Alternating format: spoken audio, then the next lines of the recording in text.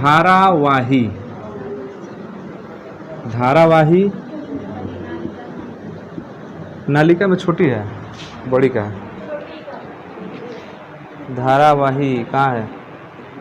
परिनालिका। हाँ हाँ, धारावाही परिनालिका, धारावाही परिनालिका के भीतर चुंबकीय क्षेत्र, धारावाही परिनालिका के भीतर चुंबकीय क्षेत्र, ये हम लोग एम्पियर के नियम का अनुप्रयोग पढ़ रहे हैं। चालू हो गया है? तो हमारा टॉपिक है धारावाही परिनालिका के भीतर चुंबकीय क्षेत्र। धारावाही परिनालिका समझते हैं किसे बोलते हैं? धारावाही नहीं, हाँ जिस नाल, हाँ वह परी जो नाली से गुजरती है उसे परिनालिका बोलते हैं। देखिए ये आपका मान लीजिए कि कोई ठोस बेलन है और इस पर हम ऐसे तार को लपेट दे रहे हैं, देख रहे हैं ऐसे तार को लपेट दिए ना, इसमें तार में धारा बह रहा है क्योंकि बैटरी लगा हुआ है इसमें, इस तार में धारा बह रहा है और ये चूंकि ऐसे कुंडली के आकार में न धारा बह रहा है तो इसी व्यवस्था को हम क्या बोलते हैं? धारावाही परिनालिका। तार को जब हम बेलनाकार किसी पदार्थ पर लपेट देते हैं, चाहे बेलन को नदी तार को क्या करते हैं? लपेट करके कुंडली बनाते हैं, तो इसको बोलते हैं धारावाही परिनालिका। अगर यही मान लो कि वो वाला तार होता, थोड़ा टाइट होता, तो ये तार कुछ इस तरह से रहता ना, देख रहे हैं ये व्यवस्था बिगड़ गया। चलो ऐसे समझ लो, यही क्या है आपका? परिनालिका। तार का इस तरह व्यवस्थित होना क्या कहलाता है? परिनालिका। और इसी तार के भीतर, इसी तार मतलब कि परिनालिका के भीतर हमको क्या ज्ञात करना है? चुंबकीय क्षेत्र। देखिए ये परिनालिका बना है ना, तो इसी के भीतर क्या निकालना है? अंदर हमको चुंबकीय क्षेत्र निकालना है। किसके नियम का अनुप्रयोग करके? एम्पियर के नियम का अनुप्रयोग करके। तो हम यहाँ पर एक परिनालिका बनाते हैं, ध्यान से देखिए, यहाँ पर एक परिनालिका बना रहे हैं, ऐसे ना परिनालिका होगा। स्प्रिंग देखें ना, कलम स्प्रिंग होता है, तो कलम का जो स्प्रिंग होता है वो क्या है? परिनालिका है। और उसी में धारा प्रवाहित कर देंगे ना, तो धारावाही परिनालिका, जिस परिनालिका में धारा बह रहा है वो क्या हो जाएगा? धारावाही परिनालिका। तो ये हो गया हमारा परिनालिका। और इस परिनालिका में क्या बह रहा है? धारा। और धारा मान लीजिए ऐसे बह रहा है, ठीक है, धारा इस तरह से बह रहा है, और धारा बह रहा है तो कुछ ना कुछ इसका चुंबकीय क्षेत्र तो होबे करेगा। अरे जब धारा बहेगा तो चुंबकीय क्षेत्र होगा ना, उसी को ना हमको ज्ञात करना है, चुंबकीय क्षेत्र कितना होगा। तो हम यह मान लेते हैं कि चुंबकीय क्षेत्र कितना उत्पन्न कर रहा है? बी। हम क्या मान लेते हैं? मान लेते हैं चुंबकीय क्षेत्र कितना उत्पन्न कर रहा है, उसी बी का मान हमको ज्ञात करना है। अब थोड़ा दिशा पर डिस्कस करते हैं कि इस बी की दिशा क्या होगी। तो इसमें जो धारा बह रहा है, धारा बह रहा है वो देखिए ऐसे जा रहा है, धारा जा रहा है ना, तो जो कुंडली लपेटा गया है ना वो ऐसे लपेटा गया है। बात समझ रहे हैं? देखिए थोड़ा ध्यान से, इसमें कैसे लपेटे हैं,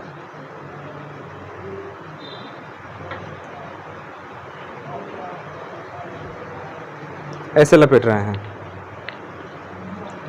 तो हम ये कह रहे हैं कि धारा इसमें से जा रहा है ना, नीचे से जा रहा है। बात समझ रहे हैं? धारा इस तार में से धारा जा रहा है, तो ऐसे होके आ रहा है, फिर इसमें होके ऐसे आएगा, फिर यहाँ से होके ऐसे आएगा ना। माने हम कह रहे कि नीचे से धारा ऐसे जा रहा है, समझ रहे कि नहीं? इस तार से धारा जा रहा है तो यहाँ पर आया ना, तभी कहाँ जाएगा? नीचे, फिर ऐसे नीचे जा रहा है, तो धारा हमारा इसमें ऐसे बह रहा है। तो धारा की दिशा में किसको रखते हैं? अंगुलियों को। अंगूठा बताता है किसको? तो इसमें धारा अगर नीचे से जा रहा है तो यही ना हमारा चुंबकीय क्षेत्र होगा। तो चुंबकीय क्षेत्र की दिशा क्या हो जाएगी? इधर। ये हमारा चुंबकीय क्षेत्र ऐसे हो गया, ठीक है। ये चुंबकीय क्षेत्र किसकी दिशा हो गई? बी की। ये हमारा बी है। अब हमको इसके भीतर किसी बिंदु पर हमको क्या निकालना है? चुंबकीय क्षेत्र निकालना है। तो भीतर उस बिंदु को हम क्या मान लेते हैं? पी मान लेते हैं। बस समझ रहे हैं? हमको इस परिनालिका के भीतर क्या निकालना है? चुंबकीय क्षेत्र। तो उस परिनालिका के भीतर एक बिंदु क्या मान लिए? पी मान लिए। अब तुम लोग पढ़े होगे कि जब भी एम्पियर के नियम का अनुप्रयोग करते हैं तो हमको एक बंद पथ की आवश्यकता होती है। बंद पथ की आवश्यकता होती है।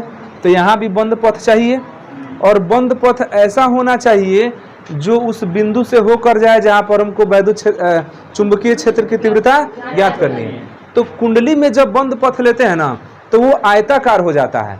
देखिए, जब किसी चालक तार के चारों ओर पथ लेते हैं ना तो वृत्ताकार होता है, और कुंडली में जब पथ लेते हैं ऐसे कुंडली में तो पथ कैसा हो जाता है?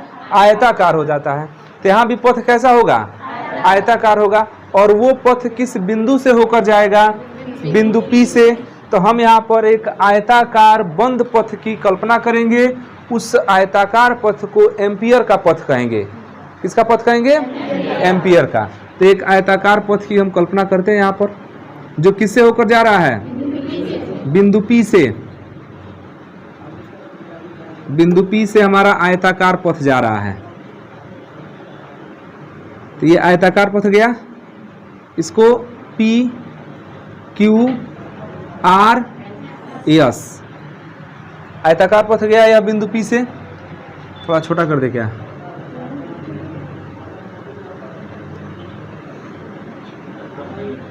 ठीक है, बिंदु P Q R आयताकार पथ हो गया। अब ये जो आयताकार पथ है इसका देखिएगा कौन कौन हिस्सा कुंडली के अंदर है। PQ कुंडली के अंदर है, QR में थोड़ा सा कुंडली के अंदर है, थोड़ा सा कहाँ है? बाहर है। अच्छा, RS कुंडली से बाहर है। SP का थोड़ा सा हिस्सा कुंडली के अंदर है, थोड़ा सा हिस्सा कहाँ है? बाहर है। तो हमको बिंदु P पर क्या ज्ञात करना है? चुंबकीय क्षेत्र ज्ञात करना है। ध्यान समझना इसको। और इसी के लिए हम क्या किए हैं? बंद पथ की कल्पना किए हैं। और बंद पथ हमारा कैसा हुआ है? आयताकार। किसी चालक तार के चारों ओर बंद पथ कैसा होता है? वृत्ताकार। और कुंडली में कैसा होता है? आयताकार होता है। तो कुंडली में आयताकार हम क्या मान लिए हैं? P Q R S। इसी में बिंदु P है जहाँ पर हमको चुंबकीय क्षेत्र ज्ञात करना है। तो इसके लिए क्या करना पड़ता है कि हमको एक छोटा सा जो बंद पथ होता है ना, बंद पथ, उस बंद पथ पर एक छोटा सा लघु खंड मानना पड़ता है। और लघु खंड हम क्या मान ले रहे हैं? DL। लघु खंड क्या मान ले रहे हैं? DL। यहाँ पर एक छोटा सा लघु खंड माना जाएगा DL। अब ध्यान देना, ये लघु खंड है। अच्छा, जो माने हैं ना हम आयताकार पथ माने हैं, इसकी कुल लंबाई L और चौड़ाई कितनी है? माने L लंबाई और B चौड़ाई का आयताकार पथ यहाँ पर माना जा रहा है। L लंबाई और B चौड़ाई, लंबाई L और चौड़ाई B। और इसी पथ पर एक छोटा सा लघु खंड क्या माना गया है? DL। और DL बढ़ते बढ़ते समाकलन करेंगे तो किसके बराबर होगा? PQ के बराबर। तो छोटा सा लघु खंड, जानते हैं ऐसा लघु खंड क्यों लिए हैं? क्योंकि एम्पियर के नियम में हमको चुंबकीय क्षेत्र का रेखीय समाकलन निकालना पड़ता है। तो चुंबकीय क्षेत्र तो B माने ही है, और उसका रेखीय समाकलन निकालना होगा। तो बंद पथ जो होता है ना, बंद पथ, उस बंद पथ के छोटे से लघु खंड का अदिश डॉट गुणन करना पड़ता है, तब ना चुंबकीय क्षेत्र का रेखीय समाकलन निकलता है। थोड़ा ध्यान से समझना, चुंबकीय क्षेत्र का रेखीय समाकलन vector B dot vector DL पढ़े हैं ना। आखिर ये DL कहाँ से आता है? जो बंद पथ होता है ना उसी का छोटा सा खंड होता है, इसीलिए बंद पथ का हम छोटा सा खंड क्या माने हैं? DL। लेकिन ध्यान देना कि हमारा बंद पथ जो है 4 भाग में है। P से लेकर Q तक एक भाग, Q से लेकर R तक, R से लेकर S तक, S से लेकर, तो जब बंद पथ का पूरा समाकलन करेंगे तो समाकलन 4 हिस्से में होगा। एक बार P से लेकर Q तक, फिर Q से लेकर R तक, फिर R से लेकर S तक, फिर S से लेकर P तक। तो जो समाकलन यहाँ पर लिखते हैं ना, यहाँ पर हम लोग लिखते हैं चुंबकीय क्षेत्र का रेखीय समाकलन, ये नियम है जी, चुंबकीय क्षेत्र का रेखीय समाकलन। तो ध्यान देना, रेखीय समाकलन कहाँ से लेते हैं? रेखीय समाकलन पूरे बंद पथ का न लिया जाता है। तो वो हो जाएगा, देखिए कैसे, vector B dot vector DL। लेकिन हमारा बंद पथ कहाँ से कहाँ तक है? देखिएगा, P से लेकर S तक। तो P Q R S पूरा बंद पथ है। यहाँ पर लिख देते हैं P Q R S। क्या लिख दिए? ठीक है, P Q R S P कर दें, किताब में से दिया है क्या? P Q R S, P Q are से समझ नहीं जाएंगे कि चतुर्भुज है, पी क्यू आर एस ही देगा, पी क्यू आर एस ऐसे लिख दीजिए। रेखीय समाकलन ये होता है, देखिए ध्यान से, ये क्या होता है? रेखीय समाकलन ये ना होता है, और ये किसके बराबर हो जाएगा? P Q R S. जो आप बंद पथ देख रहे हैं ना, वो बंद पथ हमारा क्या है? P Q R S vector B dot vector D L. तो ये जो रेखीय समाकलन है, ये हम पूरे बंद पथ का हमको निकालना है। तो पूरे बंद पथ का रेखीय समाकलन चुंबकीय क्षेत्र के साथ कितने भाग में निकालेंगे? 4 भाग में निकालेंगे, और 4 भाग में P से लेकर Q तक, Q से लेकर R तक, R से लेकर S और S से लेकर P तक। तो इसको हम ऐसे लिखेंगे, ध्यान से देखिए। एक बार लिमिट लगाएंगे लेके P से लेकर Q तक, वेक्टर B डॉट DL, फिर प्लस Q से लेकर R तक, वेक्टर B डॉट DL। समझा रहा है? संपूर्ण का ना समाकलन करना हम लोगों को। अब वृत्ताकार पथ वाला में यही किए थे तो 2 पाई आर आ गया था।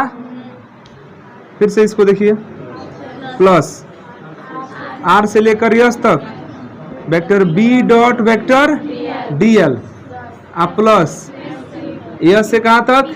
पी तक vector B dot vector D L. इतना ठीक है? Vector B dot vector D L. ये क्या निकल रहा है? ये निकल रहा है vector B dot vector D L संपूर्ण बंद पथ का। अब थोड़ा सा B और DL के बीच का कोण निकाल लेते हैं कि B और DL के बीच का कोण कितना होगा। तो B का देखिएगा चुंबकीय क्षेत्र इसी दिशा में है और आपका PQ भी इसी दिशा में है, तो फर्स्ट कंडीशन में तो थीटा 0 हो जाएगा। थीटा क्या होगा? इसमें देखिए, इसमें जो DL लेंगे ना, तो DL हमारा ऊपर लंबवत ऊपर की तरफ जा रहा है, माने इसका DL ऊपर की तरफ है। आप B देखिए, चुंबकीय क्षेत्र ऐसे ना है, तो यहाँ पर थीटा कितना हो जाएगा? 90। यहाँ थीटा 0, थीटा 0 होगा ना? अच्छा 180 होगा। अरे 0 नहीं तो 180। मान लो कि DL हमारा यही लंबाई है और चुंबकीय क्षेत्र इसी तरफ जा रहा है, तो थीटा 0 नहीं तो कितना मानिए? 180। 0 मान लेते हैं इसको भी। अरे 0 कोई कोण नहीं बन रहा है ना, 180 में देख रहे हैं किधर जा रहा है किधर जा रहा है, तो उससे कोई विशेष फर्क नहीं। यहाँ भी कोण क्या हो जाएगा? 0। यहाँ का जो लंबाई DL है, कोण क्या बनाएगा? 0। और यहाँ पर कोण कितना बनेगा? 90 डिग्री, क्योंकि DL नीचे की तरफ है और चुंबकीय क्षेत्र ऐसे न है, तो थीटा कितना हो जाएगा? कोण में पहले किसी को समस्या हो तो बता दें, ध्यान से देखो। DL हमारा इस दिशा में है और चुंबकीय क्षेत्र भी इसी दिशा में है, तो कहाँ कोण बन रहा है? दोनों जब एक ही दिशा में, तो कोण नहीं बनेगा, तो कोण क्या हो गया? 0। अभी DL कहाँ है? ऊपर। चुंबकीय क्षेत्र ऐसे है ना, तो कोण कितने का बन रहा है? 90 डिग्री। तो वही लिखा गया 90 डिग्री।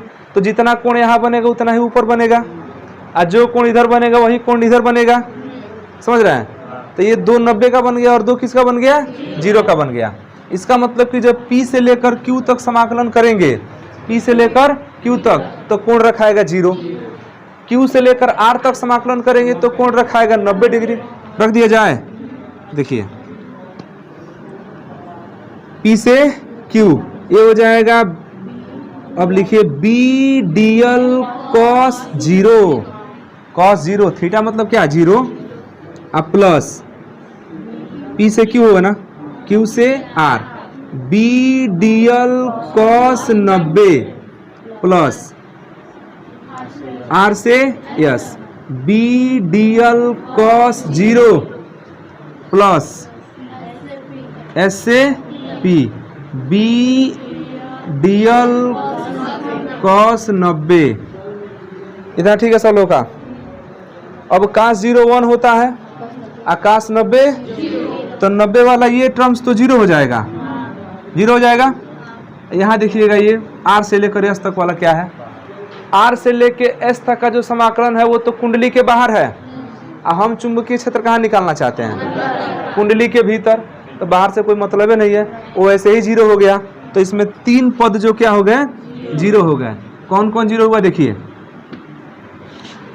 ये रेखीय समाकलन vector B dot vector DL, कौन कौन इसमें बच रहा है देखिए, यह 0, ये बाहर है तो 0, ये 90 डिग्री के कारण 2 0, ये बाहर है तो 0, तो यही ना बच रहा है केवल।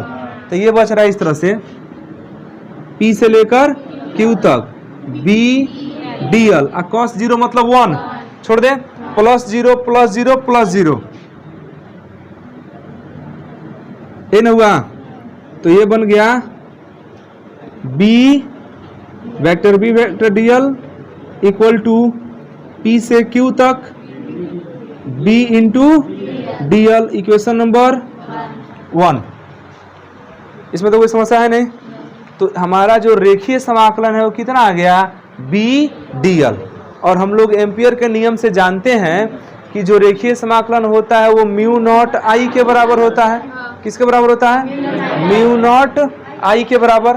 तो म्यू नॉट I के बराबर होगा, लिखेंगे यहाँ से, परंतु चाहे इतना लिख लो फिर आगे लिखते हैं। पहले पहले चित्र बनाइए उसके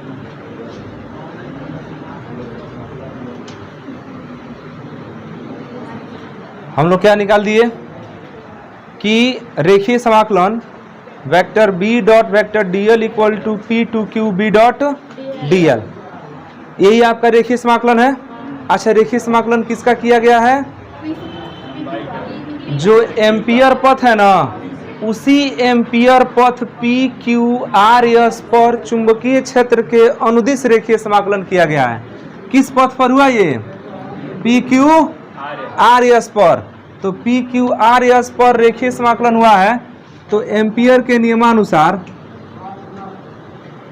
एम्पियर के नियमानुसार, ध्यान देना, नियमानुसार क्या होता है, रेखीय समाकलन vector B dot vector DL equal to mu naught I होता है ना। लेकिन ध्यान देना कि I एम्पियर पथ के भीतर से बहने वाली कुल धारा है। I जो है एम्पियर पथ से बहने वाली क्या है, कुल धारा है। तो I नेट लिख देते हैं। I क्या लिख देते हैं, I नेट, मतलब कि एम्पियर पथ से कुल कितना धारा बह रहा है वो आपका I नेट है। अभी भी ध्यान देना कि हमको I नेट नहीं पता है कि कितना है, हमको I नेट नहीं पता है। तो इसको समीकरण 2 अभी हम लोग निकालेंगे उस चीज को। तो समीकरण 1 तथा 2 से, समीकरण 1 तथा 2 से इसके बदले में क्या रखा गया, म्यू नॉट I नेट रखाएगा ना। तो mu naught I net equal to, अब B DL होगा, P से लेके कहाँ तक, Q तक B DL। तो mu not into I net, ठीक है, इक्वल टू B तो चलाएगा बाहर, और DL का समाकलन होगा P से लेकर Q तक, ये ना होगा जी। DL का समाकलन होगा कहाँ से लेकर कहाँ तक, P से लेकर, तो P से लेकर Q तक DL बढ़ेगा तो बढ़ के L हो जाएगा। मतलब कि ये हो जाएगा इस तरह से BL, मतलब कि mu naught I net equal to BL। इसको समीकरण बनाइए कुछ समय के लिए, समीकरण, समीकरण 3 बना दीजिए। अभी हमको I नेट निकालना है कि I कितना होगा, क्योंकि धारा I का ही ना म्यू नॉट गुना होता है। तो देखिए ध्यान से, हम यह मान लेते हैं कि इस जो आपका पथ है ना, यह एम्पियर पथ, इस एम्पियर पथ में जो फेरे हैं, तो हम यह मान लेते हैं कि इस कुंडली में जो फेरे हैं, तो एक फेरा में I धारा बह रहा है। कितना मान लेते हैं, एक फेरा में I धारा। लिख देते हैं कि प्रत्येक फेरों में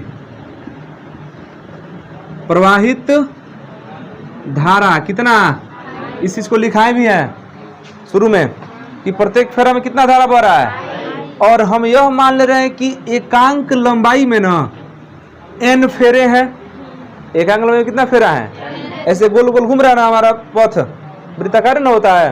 तो 1 सेंटीमीटर मान के चलिए, चाहे 1 मीटर, एकांक लंबाई में कितना फेरा है, n फेरा है। तो लिख देते हैं कि एकांक लंबाई में फेरों की संख्या बराबर n, ध्यान देना एकांक लंबाई में फेरों की संख्या n, और प्रत्येक फेरा में धारा कितना माने हैं। अब जो एम्पियर पथ है उसमें प्रवाहित धारा निकालना है ना, तो हम पहले ये निकाल लेते हैं कि इस एम्पियर के पथ में कितने फेरे हैं। तो देखिए एकांक लंबाई में n फेरा है और एम्पियर का पथ कितना लंबा है, तो l लंबाई में कितने फेरे होंगे, तो l से किस में गुणा कर देंगे, n से। तो लिखेंगे तो l लंबाई में फेरों की संख्या बराबर nl हो जाएगा। और ध्यान देना कि एक फेरा में धारा बह रहा है I, तो कुल एम्पियर पथ में कितना धारा बहेगा, तो I into n into l, इसलिए एम्पियर पथ में एम्पियर पथ से घिरी या एम्पियर पथ से प्रवाहित कुल धारा वही तो I नेट है, तो कितना हो जाएगा I into n into l, ये लाइन समझने वाला है कि एम्पियर का नियम क्या कहता है कि किसी बंद पथ के अनुदिश चुंबकीय क्षेत्र का रेखीय समाकलन उस बंद पथ में प्रवाहित कुल धारा का म्यू नॉट गुना होता है। तो ये बंद पथ है, तो हमको जानना पड़ेगा ना कि इसमें कुल कितना धारा बह रहा है। तो इसके लिए हम क्या किए कि पहले यह मान लें कि इस कुंडली में एकांक लंबाई में फेरों की संख्या कितना है, तभी ना l लंबाई का फेरा का संख्या निकालेंगे। तो जब एकांक लंबाई में फेरों की संख्या n है तो l लंबाई में फेरों की संख्या nl हो गया, और प्रत्येक फेरों में प्रवाहित धारा I है, इसलिए एम्पियर पथ में प्रवाहित कुल धारा INL हो जाएगा। एक फेरा का I, तो NL फेरा हमारा कुल है ना NL, उसमें I का क्या कर देंगे, गुणा कर देंगे। यही आपका है I नेट। यही मान कहाँ रखेंगे, समीकरण 3 में ले आकर रखेंगे, समीकरण 3 से। तो समीकरण 3 से देखिएगा BL बराबर क्या हो जाएगा, BL बराबर म्यू नॉट I नेट होगा ना, तो म्यू नॉट I नेट के बदले में INL, म्यू नॉट INL, तो L से देखिएगा L कट जाएगा, L से L क्या हो गया, कट गया। B इक्वल टू आ गया म्यू नॉट IN, कोई दिक्कत इसमें, म्यू नॉट IN, मतलब कि कुंडली के भीतर बिंदु P पर चुंबकीय क्षेत्र कितना आया, म्यू नॉट IN, जहाँ n क्या है, एकांक लंबाई में फेरों की संख्या। तो बताइए फेरों का संख्या बढ़ा देंगे तो चुंबकीय क्षेत्र बढ़ जाएगा ना, धारा बढ़ाएंगे तभी चुंबकीय क्षेत्र बढ़ जाएगा। तो यहाँ से दो चीजें पता चल जाती है कि अगर आप फेरों की संख्या बढ़ा देंगे तब चुंबकीय क्षेत्र क्या हो जाएगा, बढ़ जाएगा, और धारा का मान बढ़ाएंगे तभी चुंबकीय क्षेत्र क्या होगा, बढ़ेगा। तो इतना लिखिए, हो गया जी। आगे देखिए, अच्छा इसमें जो L है ना, ध्यान देना L कहाँ का लंबाई है, जो L लंबाई है वो केवल एम्पियर पथ का लंबाई है, यही ना है। अगर हम कहें कि कुल लंबाई कैपिटल L है, माने पूरी प्रणालिका की लंबाई कितना है, कैपिटल L, यदि हम यह कहें कि पूरी प्रणालिका की लंबाई कितना, कैपिटल L। अच्छा जो n फेरों की संख्या है वो तो एकांक लंबाई में ना है, और पूरी लंबाई में फेरों की संख्या हम कैपिटल N मान ले रहे हैं। ध्यान देना थोड़ा, देखिए तो यदि संपूर्ण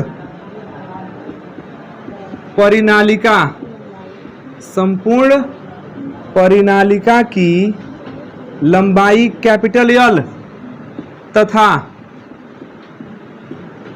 संपूर्ण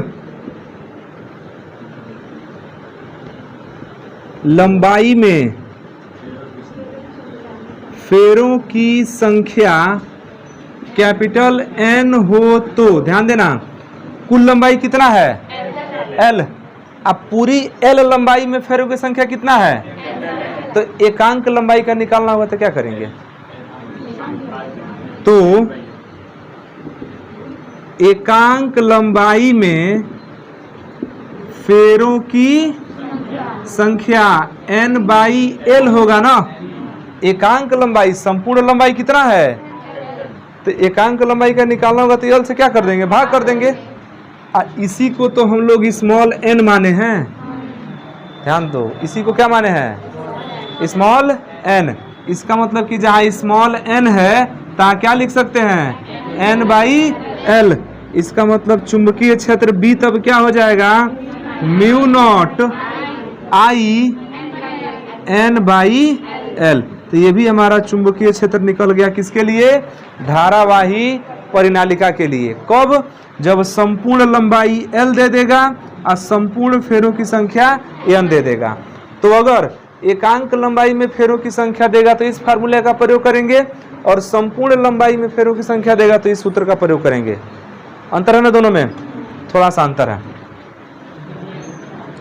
लिख लो।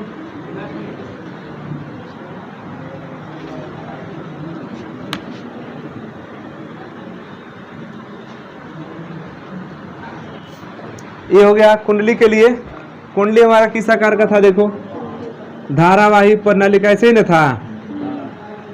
इस धारावाही परिनालिका के लिए B का मान कितना हम लोग निकाले, म्यू नॉट आई एन, इन्हें निकाले हैं जी। धारावाही कुंडली के भीतर ही परिनालिका के भीतर चुंबकीय क्षेत्र निकाल दिए हैं। तो इसी धारावाही परिनालिका को मोड़कर वृत्ताकार रूप दे दें, इसी धारावाही परिनालिका को क्या किया जाए, मोड़ दिया जाए, मोड़ करके इसको वृत्ताकार रूप दे दें, ठीक है। और उसके बाद जो दोनों सिरा इसको क्या कर दिया जाए, जोड़ दिया जाए, ठीक है। दोनों क्या कर दिया जाए, जोड़ दिया जाए। तो ये जो व्यवस्था होगी, अब यह जो बना है इसको बोलेंगे टोराइड। टोराइड, टोराइड, क्या बोलेंगे इसको, टोराइड। तो कुंडली को ही वृत्ताकार पथ पर माने वृत्ताकार रूप दे दें और दोनों सिरों को क्या कर दे, ले आकर के जोड़ दें, तो इसको क्या बोलेंगे, टोराइड बोलेंगे। और टोराइड के भीतर भी जब चुंबकीय क्षेत्र निकालेंगे ना इसमें, तो सेम कंडीशन यही तो है। अगर हम करें कि इसके भीतर चुंबकीय क्षेत्र, तो इसका आएगा B = mu naught I N. जो धारावाही परिनालिका का आया है वही किसका आएगा, टोराइड का भी आएगा। कुछ नया तो इसमें नहीं है, यही चीज है, बस उसको मोड़ करके क्या बना देगा, वृत्ताकार बना दिएगा। तो चाहे कैसे ही बनाइए, है तो कुंडली ही, तो नाम थोड़ा सा बदल जाएगा तो क्या हो जाएगा इसका, टोराइड। और टोराइड के भीतर किसी बिंदु पर चुंबकीय क्षेत्र कितना हो जाएगा, म्यू नॉट आई एन, जितना कि परिनालिका के भीतर था। ये तो समझ में आ रहा है। दूसरा चीज कि अब ये कहा जाता है कि टोराइड के केंद्र पर चुंबकीय क्षेत्र बताइए। तो बताइए, इस परिनालिका के बाहर कहीं भी होता है तो हम लोग तो जीरो मान लेते हैं। अभी माने थे पिछला वाले डेरिवेशन में, हमको भीतर न चुंबकीय क्षेत्र ज्ञात करना है, बाहर तो है नहीं, तो बाहर क्या हो जाएगा, जीरो। यहाँ बाहर क्या हो जाएगा, तो इस टोराइड के भीतर अगर सेंटर पर चुंबकीय क्षेत्र निकालना हो तो क्या हो जाएगा, और टोराइड से बाहर अगर कहीं निकालना हो तो भी क्या हो जाएगा, जीरो। तो टोराइड के भीतर भी जीरो, टोराइड के अंदर यहाँ जीरो, बाहर जीरो, लेकिन टोराइड के भीतर ये आंतरिक भाग में चुंबकीय क्षेत्र कितना हो जाता है, B = mu naught I N. Formula same है, कंडीशन भी लगभग वही है, बस थोड़ा सा क्या है कि परिनालिका को मोड़ के क्या बना दिया गया है, वृत्ताकार रूप दे दिया गया, जिसको हम क्या बोलते हैं, टोराइड। लेकिन हम लोग कल इसके लिए फार्मूला ड्राइव करेंगे। हाँ बिल्कुल आएगा यही चीज, लेकिन फार्मूला ड्राइव करके हम लोग ले आएंगे, यही आएगा। तो इसको लिखने की जरूरत नहीं है, समझ गया ना इसको। अच्छा, परीक्षा में भूल गए, टोराइड का पूछ दिया, कुंडली का याद है, कुंडली का लिख के लास्ट में कह देना कि जब कुंडली को मोड़ते हैं, वृत्ताकार रूप देते हैं तो क्या हो जाता है, टोराइड। अतः टोराइड का चुंबकीय क्षेत्र B = mu naught I N. बिल्कुल, उसके लिए कोई उपाय नहीं है।